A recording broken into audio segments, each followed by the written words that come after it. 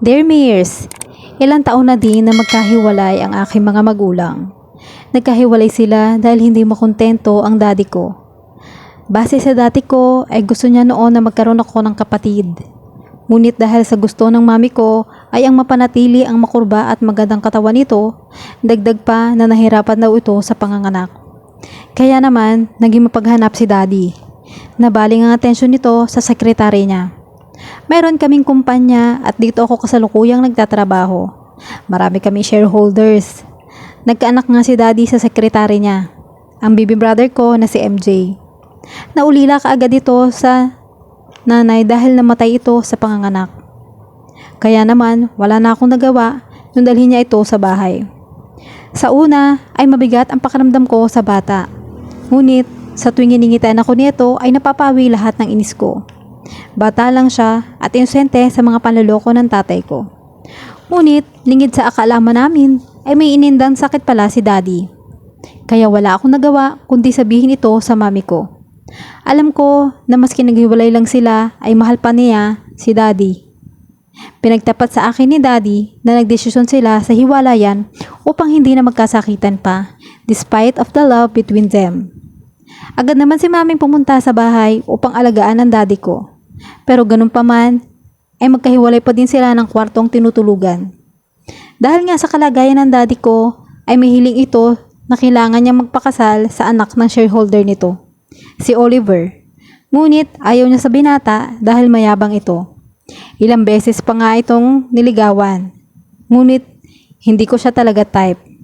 Sinabi ko yun sa daddy ko at may isa pa itong dying wish. Ang pinsan ni Oliver na si MP. Si MP ang kababata niya. Natatandaan pa nga noon nang sabi ni MP sa kanya, "Paglaki natin, ligawan mo ko ha."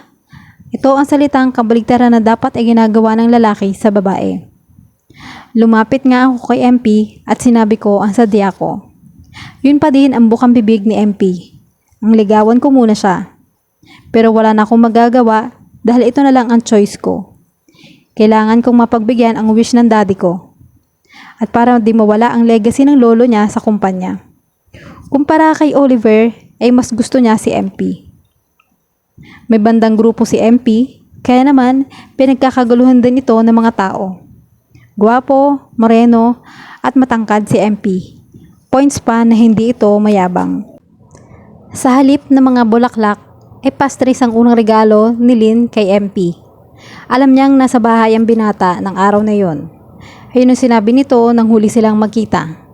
Ngunit nang dumalaw sa mansyon sa mga De Jesus ay wala ito.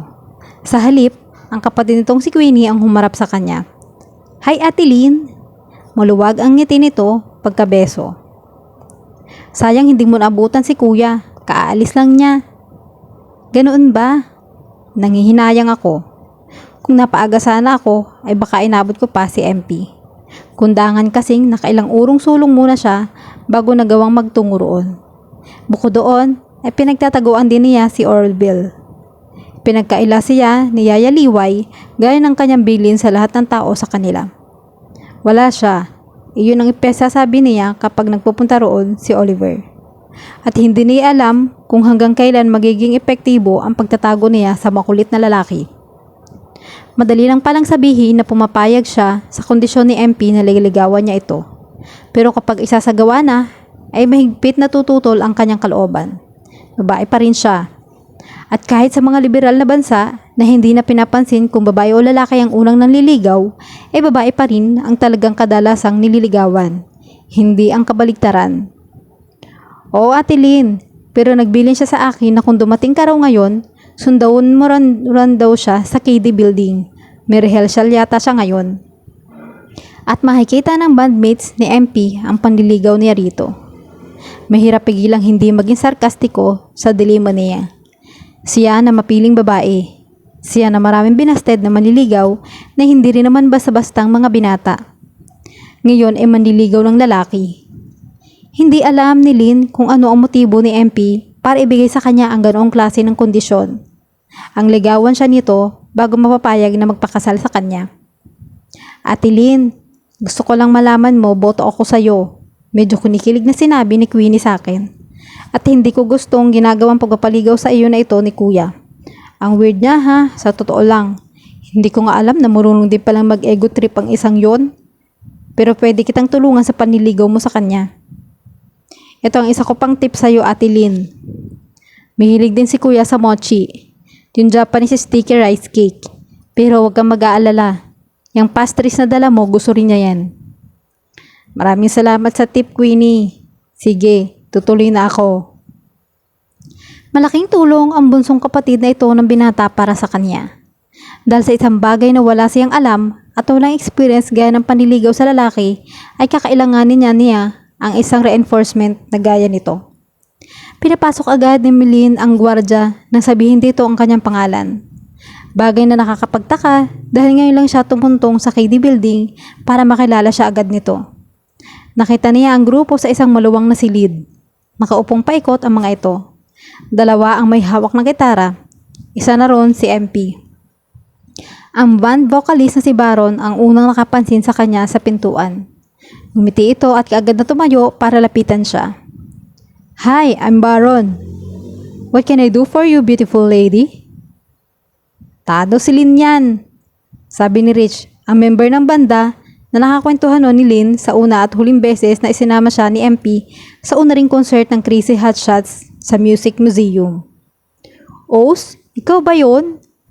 Hindi makapaniwala ang nagtaas ng baba ang tingin sa kanya si Baron. You've grown more beautiful. Nakangising sabi ng Japanese mestizo na si Earl.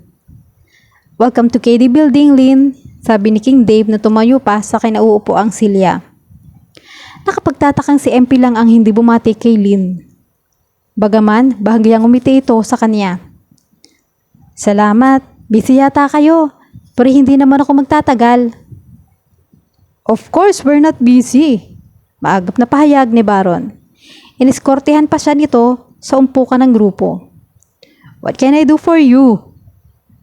Oy, hindi ikaw ang pinunta ni Lynn dito, sabi ni Earl. Ito ang isa pang may hawak ng gitara. Kay MP na ito ng pansin ng lahat.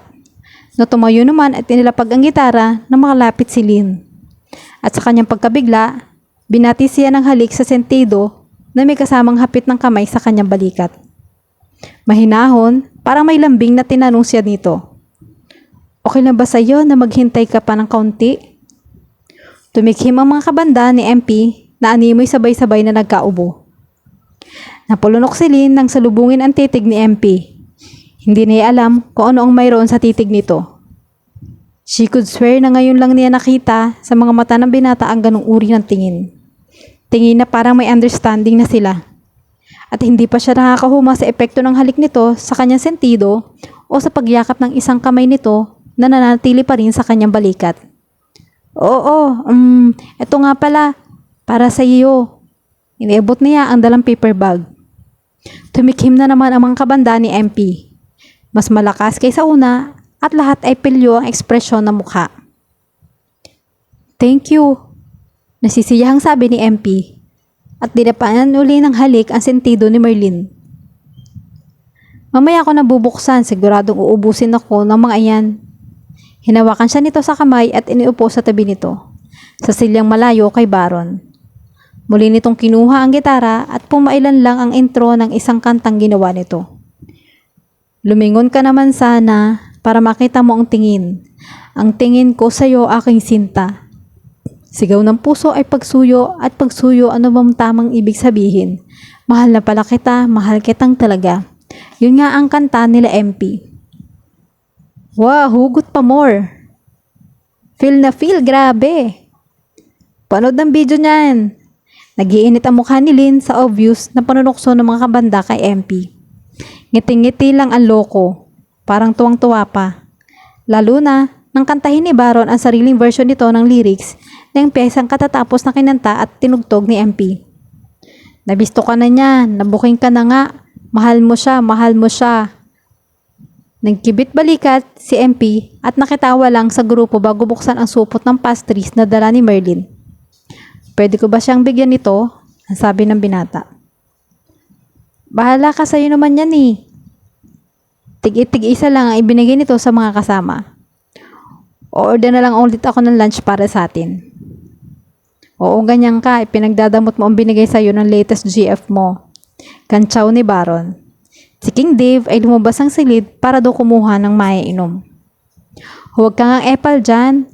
Salag dito ni MP. Nakakahiya kay Lynn. Hindi pa nga ako sinasagot sa sabihin mo ng GF ko. Hindi alam ni Lynn kung ano ang gustong palabasin ni MP.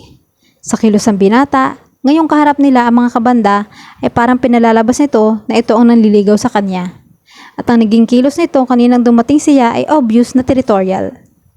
Parang nararamdaman pa niya ang init ng katawan nitong dumikit sa kanya nang hapitin siya at hagkan sa sentido.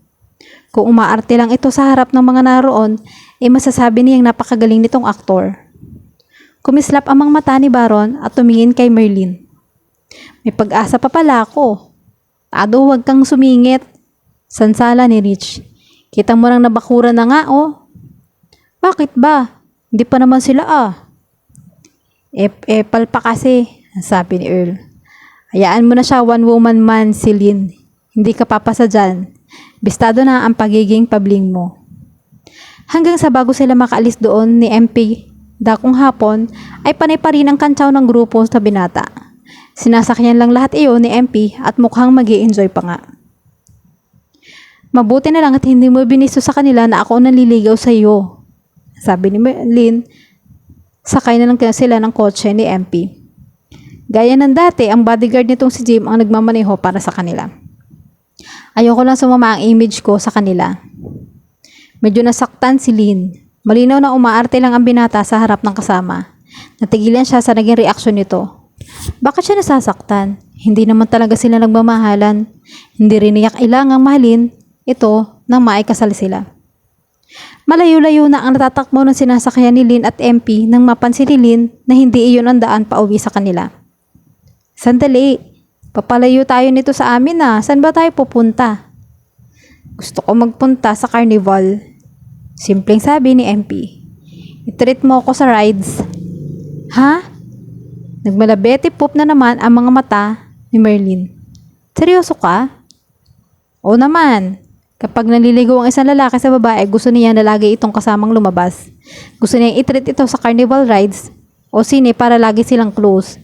Para lagi silang magkatabi at magkadikit. Get it? Sabi ni MP na kumindat pa. Napailing na lang si Lynn, hindi siya naniniwalang gusto niyang tsansingan ng binata gaya na ipinahiwatig na sabi nito. Hindi gano'n ang pagkakakilala niya rito. Sa Star City sila nito dinala. Ngunit bago yon ay nag-disguise muna ito. Siya pa ang pinagpunta ng bigote sa balingos nito. At may nakahanda itong salamin na parang goggles dahil rubberized ang tali na sinuot nito sa ulo. Ayaw raw nitong maabala sila kapag may fans na nakakilala rito. Lihim na humanga si Lynn sa naging ayos ni MP. Kahit yata pintahan niya, ang binata ay gaya ng isang taong grasa ay gwapo pa rin ang kalalabasan. Nainig siya sa ride nila sa tornado, pero ayos lang sa kanya. Magkahawak ang kamay nila sa buong durasyon ng ride. Sumunod ay sa bumper car ride naman sila sumakay. Obvious ang katuwaan ni MP sa naturang ride. Nahawa tuloy si Lynn. Tawa siya ng tawa habang may panay ang bunggo nila sa iba pang mga bump car. Sa palagay nga niya, ngayon lang uli niya naranasan tumawa at mag-enjoy ng husto. Ngunit hindi na niya magawang tumawa nang makasakay na sila sa Viking ship. Kalog na kalog ang kanyang katawan. Pakiramdam niya ay iniitsa siya ng walang humpay sa lahat na yata ng direksyon doon. Parang hinahalukay ang kanyang sikmura nang makalabas sila ng extreme ride na iyon. Are you alright? Sabi ni MP sa akin. Dinala niya ako sa gilid at pinaupo. Okay lang ako. Palilipasin lang niya ang hilo at aayos din ang kanyang pakiramdam. Hindi ka mukhang okay sa tingin ko. Iniwan siya nito sandali at pagbalik ay may dala ng karton na pamaypay. Sumandal ka sa akin para mas mapagpahinga ka. Nang hindi tumalima si Lynn ay kinabig ni MP ang kanyang katawan at ikinulong sa isang maluwag na yakap. Kinalang ng binata ang baba niya sa balikat nito. Matigya itong nagpaypay sa kanya hanggang sa mahimasmasan siya. Damang-dama niya ang init ng katawan ng binata, ang solidong mga kalamnan at ang masarap na pang-amoy na samyo ng gamit nitong kulon.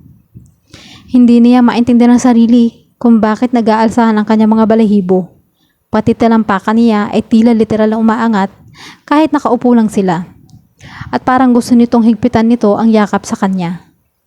Naikuyom niya ang kamay at baka mawala siya sa sarili at gumala ayon at dumama sa malapad na likuran at sa makapal na buhok ng binata. Nang maging maayos na ang pakaramdam ni Lynn, ay siya na ang nagyaya sa isa pang ride. Sa Star Flyer naman tayo, na tinanggahan naman ni MP. Ano, hindi ako papayag na doon tayo.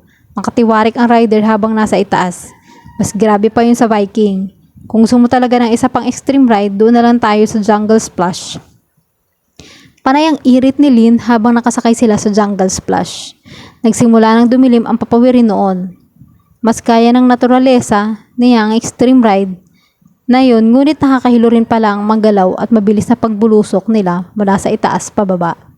At nabasa sila ng tubig kaya nagiya na siyang umuwi. Lumabas sila ng Jungle Splash. Naging mabuhay ang kanyang mga tuhod. Kung hindi sa maagap na pagsalo ng binata ay natumba na siya. I've got you. Kaya kanina iniyakap siya nito, isinandal ng binata ang kanyang ulo sa dibdib nito. Sinunod ni Lynn si Emperor hanggang sa mabawi na niya ang equilibrium. Okay na ako. Ano niya maya-maya. Kumalas siya, ngunit sa halip na bitawan ni MP, ay hinigpitan nito ang yakap sa kanya. This is your first time on the rides, no? I'm right? Ang bulong nito sa akin. Oo, wala sa loob na sagot ni Lynn. Nalilito kung bakit siya niyayakap ng binata. I didn't expect it but I enjoyed it. Really enjoyed it. Salamat sa pagdadala mo sa akin dito. Your father could use some scolding. Umabot ka sa edad na yan nang hindi ka man lang niya nadala sa ganitong rides. Hindi ka agad rumihistro sa isip ni Lynn ang sinabi ni MP.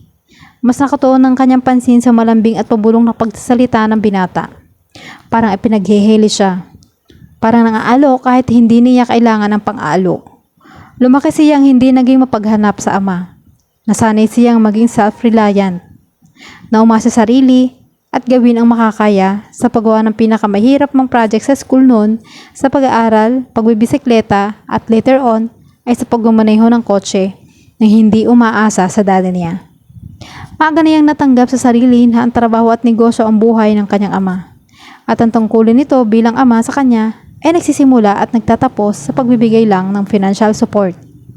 Bagay na sobra pa sa pasado ng magampanan naman ng daddy niya lalo na noong bata pa siya. Pero ngayon nakapaloob si Merlin sa yakap ni MP, tila biglang nabuhay sa kanya ang pangailangan ng makakasama, of someone taking charge. Biglang nagkaroon ng paghahangad sa kanyang puso na ipabaya sa isang tao ang mga susunod na nangyayari. Paghahangad na magpatangay sa agos. I guess we should go. Ang sabi ni MP maya-maya. Basa ang damit mo ayoko magkasipon ka. Parang napipilita lang ito nang kumala sa kanya. Nilapit nito ang braso sa likuran niya. Nanatili itong nakaalalay hanggang sa makarating sila sa kinapaparadahan ng sasakyan. Nasa loob na sila ng sasakyan nang mapansin ni Lynn na humulas na ang peking bigote ni MP. Nag-disintegrate na ang bigote mo. Natawa siya sa ayos nito. Aliw na aliw ka sa mukha ko Amused din na sabi nito. Huwag kang mag-alala, malapit na. Sabi nitong inabutan siya ng panyo at iniumang sa kanya sa mukha. Anong malapit na? Pinunasan niya ang balingos nito. Malapit mo nang mag-isa ng mukhang itong umaga. Ito rin ang makikita mo tuwing gabi bago ka matulog. Kumindat si Emperor. Clueless si Lynn sa sinasabi ng binata. Kapag pumayag na ako na magpakasal sa'yo, pinakatitigan nito ang kanyang mga mata. Titig na ng aakit. Dinaan na lang ni Lynn sa tawa ang biglang pagkabog ng dibdib sa pagkailang. Niloyo niya ang mukha rito. Alam mo ikaw, nakakawala ng poise sa mga banat mo sa akin. Okay lang, hindi ako mati-turn off kahit nawala ang poise mo. In fact, gusto ko yun. Na minsan nawawala ang poise mo kapag pabibo ako sa'yo. You become more beautiful, and I guess, more human. Sabi ni MP na pinisil pa ang tungki ng ilong ni Lynn bago siya inakbayan at hinapit. Nilabas nito ang iPhone at ilang ulit na nag-selfie picture. Yan, para may souvenir picture tayo ng first date natin. Kumindat na naman ito at ikiniling pa ang mga ulo sa ulo niya. She snuggled closer and closed her eyes. Habang tumatagal, nasasanay na siya sa mga pagyakap at pag-aakbay na ginagawa sa kanya ng binata. Giniginaw na siya dahil basa ang harap ng blouse na suot niya.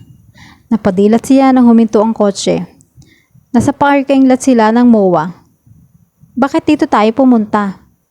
Pabibilhin ko si Jim ng t-shirts para hindi mababad ng basa ang katawan natin. Bumaba nga si Jim at iniwan sila roon. Hinawakan ni MP ang mga kamay ni Lynn. Nilalamig ka na. Come closer. Ikapit mo ang mga kamay mo sa balat ko. Nialasan nito ang laylayan ng suot na sports shirts at ito pa ang nagsuot papaloob doon ng mga kamay niya. Bago siya muling niyakap. Siguro dahil dati na rin silang magkaibigan mula pagkabata kaya hindi na sila naiilang sa isa't isa.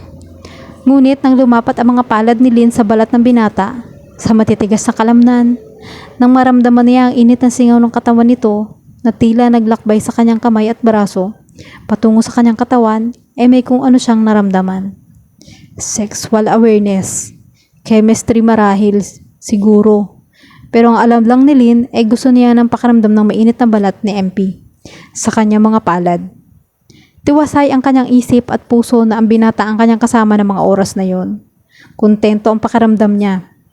Ibang-iba sa pakiramdam ng yakap ng ka-MU niya noong college days.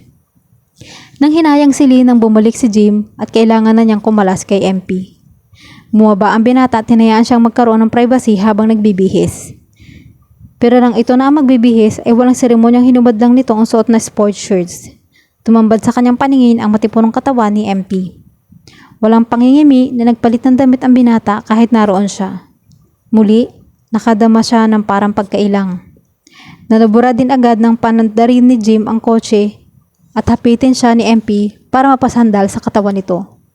Sa dibdib ni MP niya pinalipas ang nararamdamang pagod. Nakatulog si Lynn. Hindi niya alam kung ano ang pumukaw sa kanya pero nagulantang siya. Pagmulat ng kanyang mga mata, napinsan niya na nakahinto na pala sila. Wala na si Jim sa manibela. Si MP naman tulog na tulog sa kanyang tabi. Kung anong ayos ito kanina ganoon pa rin ang ayos ang binata nang magising siya. Tiningnan niya ang suot na relo. Alauna na ng madaling araw. Ganon katagal na silang tulog sa backseat ng kotse. Niyugyug niya ang braso nito. Gumising ka, madaling araw na. Gulat na kumislut ito sabay mulat ng mga mata. Lynn, anong? 1 o'clock na ng madaling araw, wala na si Jim. Hindi niya tayo ginising bago siya umalis. Ginala ni Lynn ang tingin sa paligid. Naroon sila sa isang garahe na kung saan hindi siya nagkakamali garahe sa mansyon ng mga Diyos. No, ginising tayo ni Jim kanina, pero ako lang ang nagising. Tulog na tulog ka, Lynn. Niyugyug kita pero hindi ka malang kumilos. Naawa akong gisingin ka, kaya hinayaan na kitang matulog. Hiniunat nito ang nangalay na braso at binti. Ang mabuti pa, dito ka na lang sa amin magpalipas ng gabi. Makakahiya kay na Tito Montero na manggising pa tayo kung ihahatid kita ngayon sa inyo. At hindi rin mapapalagay si Lynn na magmamaneho mag-isa si MP pabalik ganoong ding oras ng gabi.